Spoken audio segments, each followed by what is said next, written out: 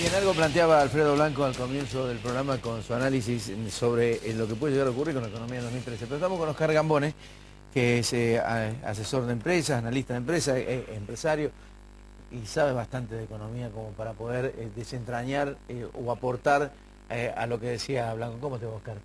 Bien, buenas tardes. Bueno, estamos en un año, en un escenario preelectoral. Es decir, ¿qué significa en términos políticos, económicos, un escenario de esta característica?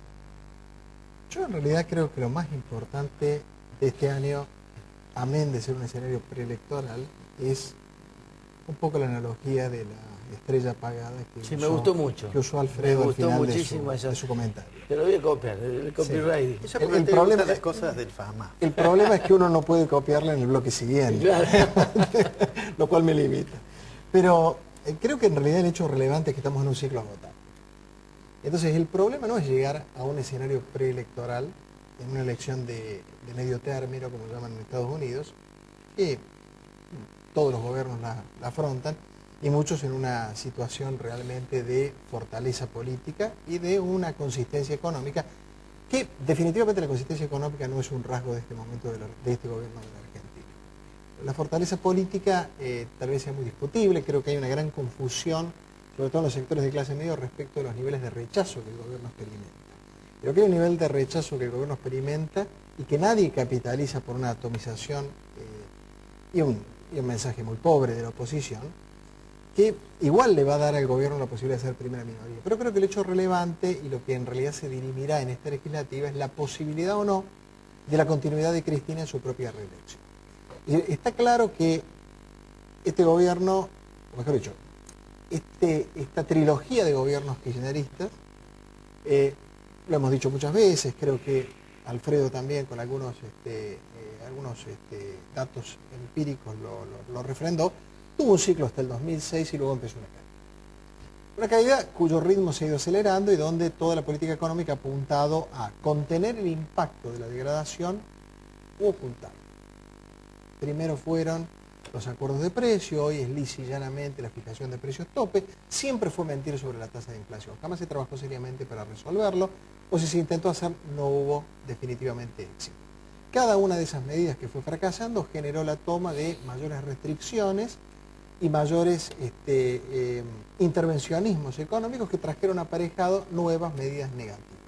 El problema de la restricción cambiaria no tiene tanto que ver con la imposibilidad de alguien que quiere irse de vacaciones de comprar o no moneda extranjera, como en realidad la necesidad de gotear el ingreso de materiales e insumos para la industria, que sabemos que es uno de los grandes cuellos de botella del sector externo de la Argentina, porque tenemos obviamente la matriz industrial dependiente de las importaciones. Como nunca se trabajó estructuralmente para resolverla, y esto no es culpa de estos últimos tres gobiernos, es un viejo rasgo de la economía argentina, pero tampoco se desalentó o se alentó a la industria sustitutiva de importaciones seriamente, se llegó hasta un determinado momento en el cual hubo que frenar violentamente. Y ese freno violento, como ocurrió lo mismo en el tema de las operaciones inmobiliarias pactadas en moneda dura, sobre todo en un escenario inflacionario de este tipo, generaron caída en el nivel de actividad y generaron, si no destrucción, en algún sector lo ha habido, por lo menos no generación de nuevos puestos de trabajo. Alguna vez lo dijimos, 750.000 puestos del 2006 de creación de nuevos puestos de trabajo por año, de allí 250.000, el año 2012 prácticamente no hubo creación de empleo y sectores como la construcción denuncian haber perdido 30.000 puestos de trabajo. Entonces claramente el escenario para mí político de hoy es, desde mi punto de vista, desde mi expectativa, el kirchnerismo va a ser primera minoría. La discusión es si eso le alcanza para que Cristina se suceda a sí misma. El kirchnerismo no tiene un candidato propio y se juega con lo obsceno de su manejo político, los 1.290 millones de pesos que debido en los últimos 2 meses le ha dado a los intendentes afines, y que son además todo otro problema por la baja eficiencia de ese gasto público, o los altos niveles de corrupción en la ejecución presupuestaria en las diferentes administraciones de la Argentina. O sea, esta adhesión del gobernador histórico de Formosa a cualquier proyecto nacional que le baje una TN tiene obviamente un costado cabroso. No es solamente incapacidad en la ejecución presupuestaria. Pero en definitiva creo que llegamos a un escenario donde lo que es determinante en octubre es la posibilidad o no de autosucederse del gobierno. Hay un dato significativo. ¿Qué sucede en octubre si no logra la primera, no logra la mayoría para poder ir a la reelección? Es decir, ¿quién es el continuador de un modelo de estas características que requiere de recortes, requiere de reformulaciones, requiere de ajustes? Y como decía Alfredo, una cosa es ser progre en épocas de crecimiento y otra cosa es ser progre con una tijera en la mano. A ver, yo me preguntaba, viniendo para acá y razonando un poco, como uno siempre hace cuando se va a juntar a charlar de algún tópico con amigos, sobre si gana Cristina, ¿qué? Si gana Cristina, entendiendo ganar Cristina por la posibilidad de obtener la reelección, ¿qué es lo que uno esperaría que ocurra? Y bueno, uno esperaría que este fundamentalismo un poco bobo, un poco sin anclaje real, que tienen algunos de los que parecen ser los más escuchados por la presidenta, no le permita advertir los riesgos reales, porque daría la impresión además que la presidenta y algún círculo áulico que la rodea no tienen una noción real de los problemas del país. Es decir, creo que tengo el temor de que piensen seriamente que la cosa no está tan grave. Entonces no queda más que un autismo que va a terminar muy mal. Ahora, suponemos que pase lo que uno razonablemente podría pensar. Que hay un sistema, hay un núcleo duro ideológico del kirchnerismo, hay un núcleo clientelar del kirchnerismo, pero no alcanza. Si no alcanza, y entonces la pregunta es de nuevo la misma. ¿Y después de octubre qué? Yo tengo el miedo de la Argentina del 99. O sea, la convertibilidad agotada, pero nadie animándose a ir en contra de un mito económico argentino que nadie sabía cómo desarrollar. ¿Por qué? Como alguna vez lo hemos charlado en esta mesa, yo creo que los programas económicos en la Argentina, los planes económicos, en realidad nunca se desactivan a tiempo y terminan luego agotándose en sí mismos y llevando a una explosión final, porque no se ponen pautas en el camino para ir llevando a la próxima etapa. Un claro caso de eso fue la propia convertibilidad. La salida de la convertibilidad de una canasta de monedas no se podía hacer cuando no había reservas. Tal vez se debió haber hecho antes. La gente se enoja mucho con la convertibilidad, criticando el 91 al 95. Para mí el gran problema de la convertibilidad es el gasto público del 95 al 99. Amén de la revaluación mundial del dólar y otras cosas que evidentemente... 95 donde habría que haber salido la convertibilidad. Claro, pero donde no habría que haber hecho el desastre de la carrerita paralela entre Duhalde y Menem, que destrozó el precario equilibrio fiscal que se había logrado, básicamente a través de cosas, de algunas entelequias como el Fondo de Reparación Histórica del Conurbano Bonaerense, y que hoy todavía la provincia de Buenos Aires tiene que andar mendigando el pago de los habitantes. Entonces, el punto es, ¿qué hacemos después de esto? O sea, viene un gobierno posterior, ¿sí? Insisto, Scioli, tal vez porque si vos miras las encuestas de opinión, la masa crítica de la provincia de Buenos Aires, bien. ¿Con qué idea? Debe ser uno de los gobernadores de gestión más mediocre de la Argentina, amén de su indefinición pública, pero lo que me preocupa es su indefinición privada. Entonces el punto concreto, ¿qué se hace en la Argentina posterior? ¿Quién ajusta? ¿Y cómo ajusta? ¿Y qué ajusta? Porque lo que decía Alfredo también es absolutamente cierto. Esta tasa de ganancia que la economía argentina tiene ya es insostenible. Acá hay una cosa que no explotó, porque en realidad las administraciones locales han avanzado potencialmente sobre el bolsillo del ciudadano común. Es decir, se hicieron muchas cosas mal en la Argentina y no todas las hizo mal el gobierno nacional. Ha habido un monstruoso crecimiento del empleo público y del gasto público en todas las jurisdicciones de la Argentina. Y ha habido una política alegre de no ajustar subsidios ni impuestos locales hasta que fue inevitable 3 o 4 años atrás. ¿Bien? Entonces llegamos a lo que yo siempre digo. El empleo de comercio empezó a volverse en taxi a la casa. Mejoró y se vino a vivir al centro. Hoy lo que no puede pagar son los impuestos municipales, no el alquiler. Entonces yo tengo dos grandes dudas. ¿Cuánto aguanta esto? ¿Y qué tasa de recaudación van a tener estas jurisdicciones si la cosa se pone cada vez más fea? ¿Quién va a pagar los 400 pesos por mes de un impuesto municipal de un departamento de 2 dormitorios en Nueva Córdoba cuando no alcance para el supermercado? Sí, en la política macro, ¿quién invierte?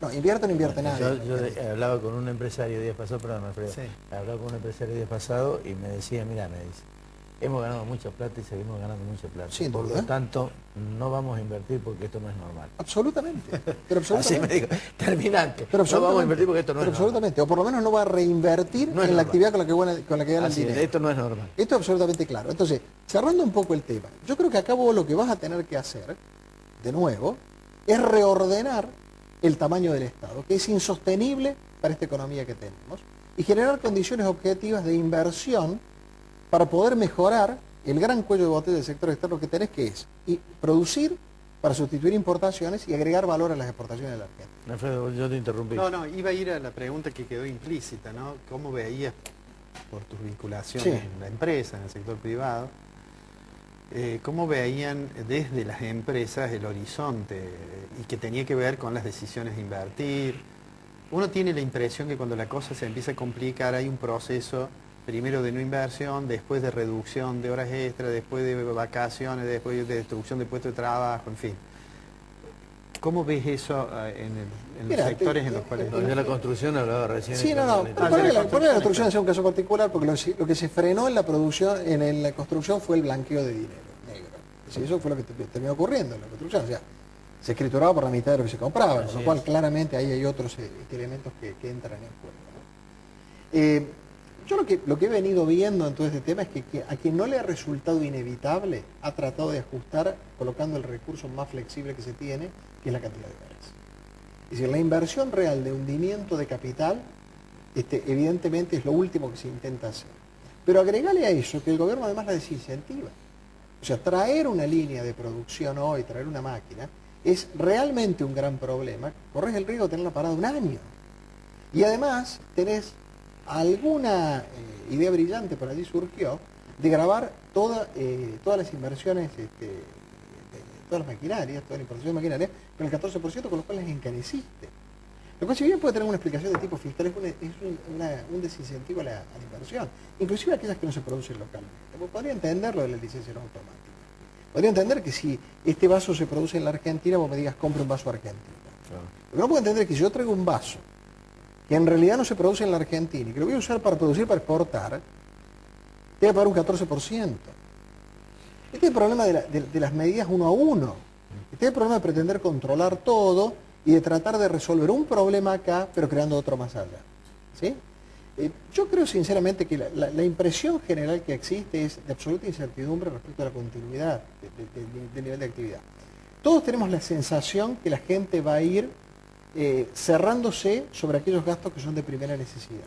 Es decir, el crecimiento más veloz de los precios respecto del ajuste de los ingresos, hablo de los ingresos del sector formal, el sector informal ajusta como puede, si ajusta, va a generar obviamente que la gente se recueste sobre aquellos artículos de primera necesidad. Todo el que no venda primera necesidad ya está sufriendo un proceso de retracción de demanda. ¿Sí? Hay algunos sectores que reciben, de alguna manera, el efecto positivo de la falta de alternativas de inversión. Entonces la gente sigue comprando electrodomésticos, sigue cambiando autos, etcétera, etcétera. En esa lógica, yo no veo a nadie que esté dispuesto a invertir, a menos que tenga algún tipo de incentivo realmente importante. Se puede invertir en la Argentina, exportar, digamos, de alguna manera, pero también hay una gran incertidumbre sobre que si esto no se corrige rápidamente, la competitividad argentina se va esmerilando cada vez más. Por el tipo de cambio. Por el tipo de cambio. Entonces, insumos nacionales y un fuerte componente de mano de obra, eso evidentemente deja de resultarte útil o positivo, pero tenés también otras cosas que las tenés que hacer en el marco de ciertos protocolos internacionales. Las terminales automotrices necesitan intercambio compensado, entonces hay muchos elementos que a cierto nivel permiten explicar algunas grandes inversiones. Hay mucha materia prima en la Argentina que es casi única a nivel mundial, el trigo, por ejemplo, entonces todavía podés llegar a tener algún tipo de inversión en poner un molino harinero para exportar. Pero en términos generales te diría que hay dos elementos. Te mencioné uno, que es claramente este tema donde uno advierte que el dinamismo de la demanda se va corriendo hacia los sectores de artículos de primera necesidad. El segundo claramente es que desde la reelección de Cristina hay un gran temor en cualquier persona objetiva respecto de la racionalidad de ciertos comportamientos económicos. Es decir, uno puede estar en acuerdo o en desacuerdo con ciertas y determinadas cuestiones.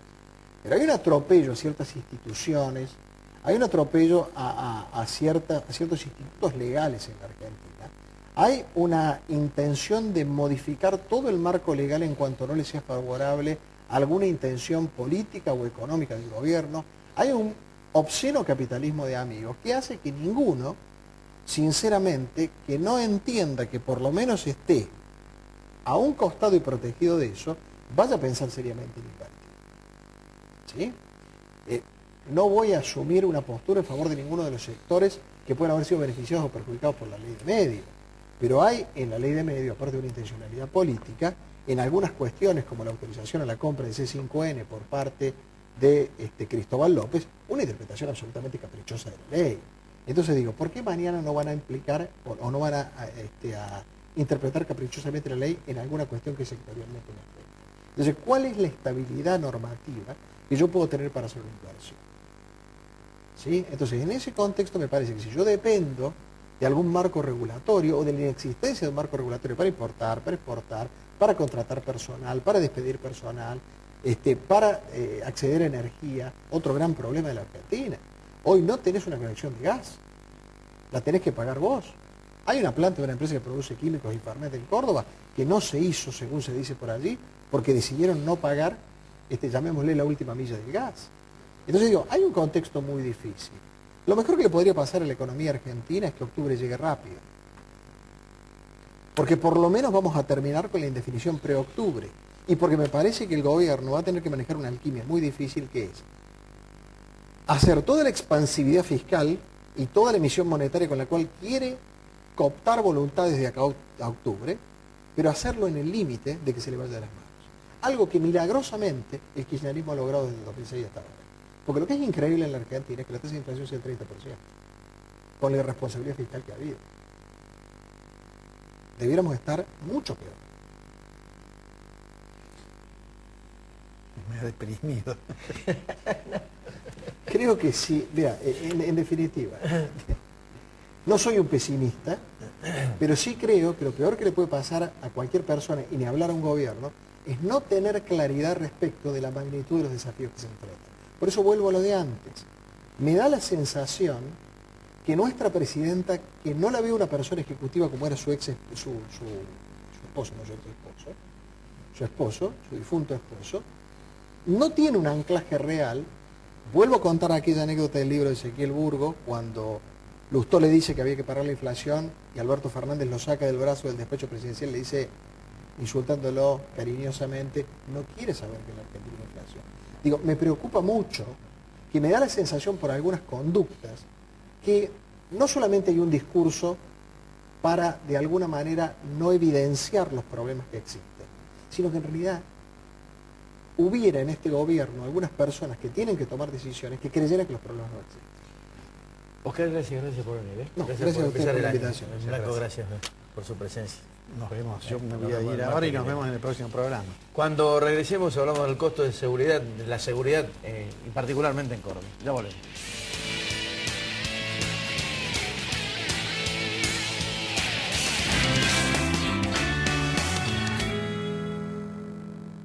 CIAFA, Sistema de